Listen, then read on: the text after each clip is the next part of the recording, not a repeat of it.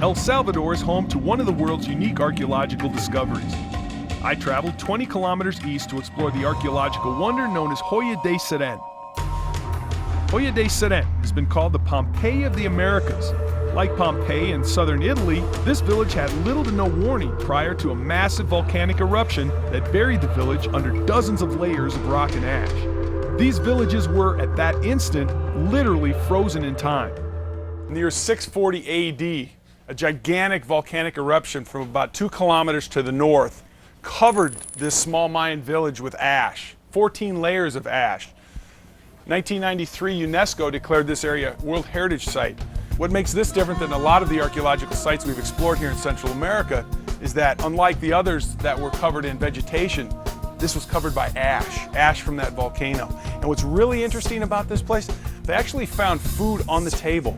So these Mayans didn't have a whole lot of time. They were literally running for their lives. They left their food on the table and ran for the hills. These buildings were made from clay.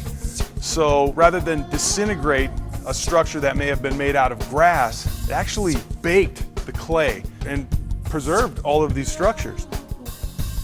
You can see here holes where the boulders, the rock from the volcano landed, destroying what I guess this here was a storage area.